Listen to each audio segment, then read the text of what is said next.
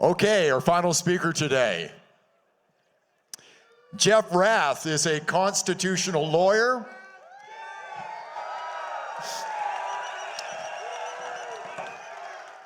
With over 2 decades of experience, he is a leader in his field, with his expertise and knowledge having been pivotal in representing the First Nation communities and suing governments across Canada.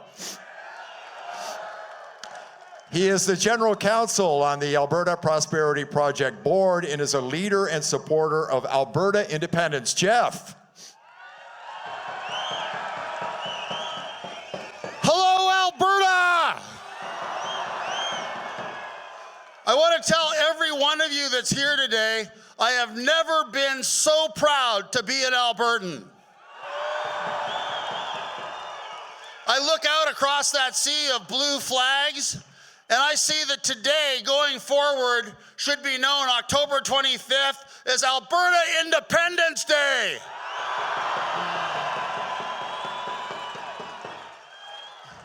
The future is ours. Now, Chris Scott was talking earlier about things that are available on the Alberta Prosperity website. I'd like everybody that hasn't done it already, when they go home tonight, I'd like you all to download a copy of a document on that website called The Value of Freedom. That document, I heard one of our hecklers out in the audience screaming, "Where's the budget?" Well, that's the budget, people. We send $70 billion a year to Ottawa in tax revenue, in GST, capital gains tax, carbon tax, industrial carbon tax, all of the bullshit taxes that Ottawa levies on us to take our wealth to fund social services in Quebec and the Maritimes. And it's time for this to stop. And that's what that document shows. We send $70 billion a year to Ottawa. We get less than $20 billion a year back. What that document shows is that even after funding an Alberta Armed Forces at 3%, tripling the amount of money spent on the Indigenous people of this province, that Ottawa has left in abject poverty. We still have First Nations reserves in this province that don't have clean drinking water. How disgusting is that, Ottawa? It's time to end the tyranny of Ottawa and keep our money at home to take care of our families, fund Alberta education, fund our hospitals, fund our doctors, fund our Indigenous people, and take care of Albertans. That document makes it clear that we can easily afford every single service provided to us by the federal government in a haphazard fashion. Like, who anymore believes that the federal government actually provides a national defense? Right? We have more people here on this square today, and I would wager we have more firearms between the bunch of us than they have in the entire Canadian Army. So what do we get for that money? We're certainly not being defended. Every time we turn around, Mark Carney, who I believe is an existential threat to the province of Alberta, when he said elbows up, what people didn't understand was elbows up. We'll elbow Alberta in the head again, because that's all he's been doing. They haven't announced an end to any of the legislation that Danielle Smith said was a deal breaker. When that issue comes up, you get some sort of mealy-mouthed statement from either Carney or one of his ministers. "Oh, well, we're working to make Alberta or Canada an energy superpower. Oh, we'll get this done. Oh, yeah, blah, blah," right? And then what are they doing? When Carney talks about an energy superpower and creating a national energy corridor, what he's really talking about is not pipelines and oil and gas. Again, one of his many conflicts of interest, Brookfield has the corner on small modular nuclear reactors. So they want to have a network of power lines hooked up to Brookfield reactors, so every time you plug in the bullshit electric car that won't run in an Alberta winter into a wall socket, Kearney and Brookfield are siphoning money out of your wallet through a wall socket into his secret bank account in the Caribbean. Canada has become one of the most corrupt countries in the world under Mark Carney. It's run by a bunch of scam artists from the World Economic Forum that President Trump rightly called out at the United Nations recently, calling out the green energy scam that unfortunately our premier has been paying lip service to. With all this nonsense net zero garbage, we're gonna decarbonize Alberta oil. Oh, we'll have a pipeline, but we've gotta build a giant carbon sucking machine called Pathways Alliance so we can suck CO2 out of the air that our farmers, our forests, our wildlife all need to thrive. They're gonna take the CO2 away from our environment and our farmers so that Carney might deign to give us a pipeline.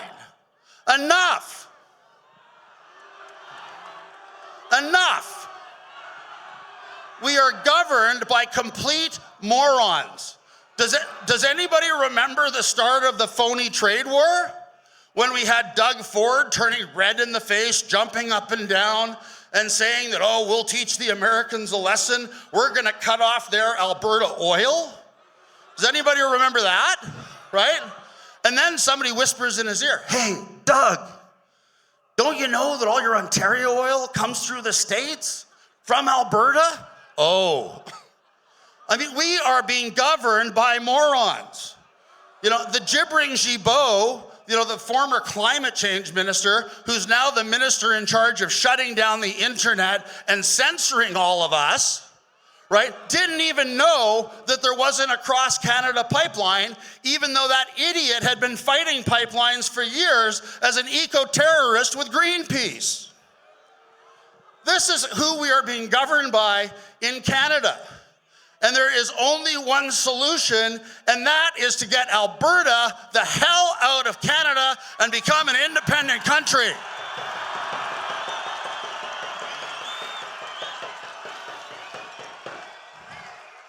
Something else I want people to reflect on, I think some of you may know that Mitch and Dennis and I have been traveling to the US and meeting with the Trump administration at a very senior level.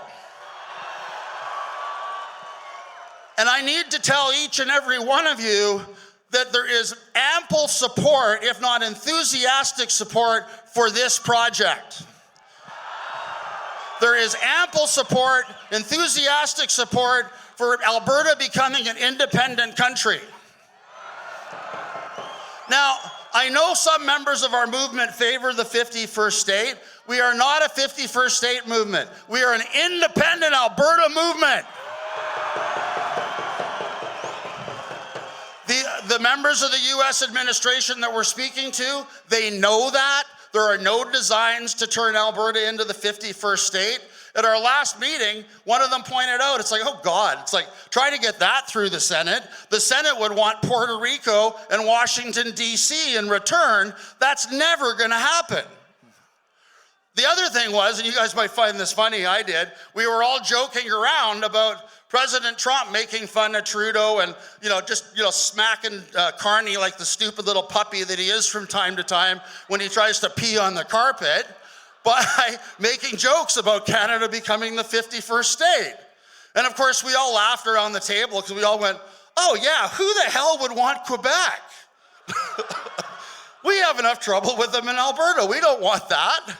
So everybody that we're talking to is very clear on what we want. We want a free and independent Alberta.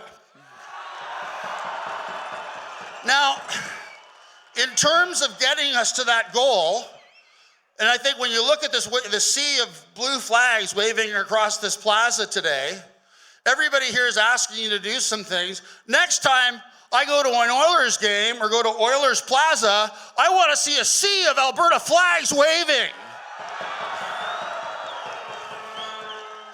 I want people cheering for Alberta, not standing for the Canadian national anthem that has failed us so badly.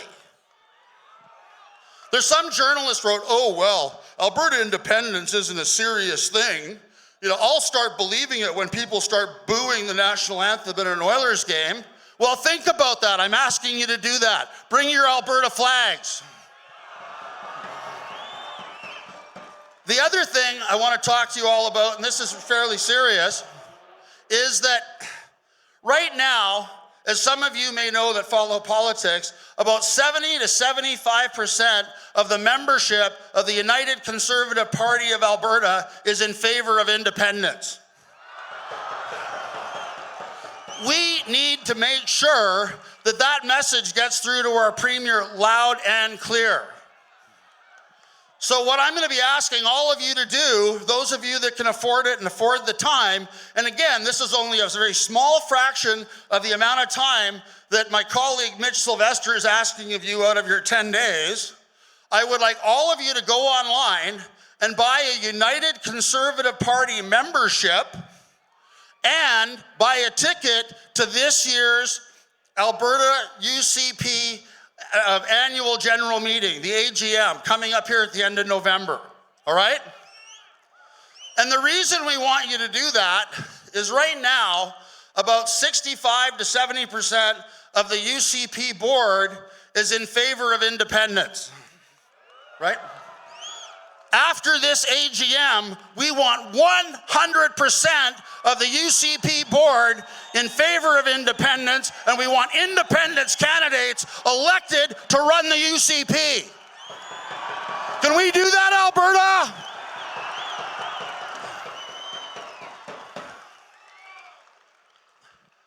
I want to thank all of you for coming out today. And again, I can't tell you how proud I am today to be an Albertan, to see all of you here standing for independence, standing up for your families, standing up for the future of your children and your grandchildren, and a prosperous future for this province. Thank you all so much for coming out. God bless all of you. God bless.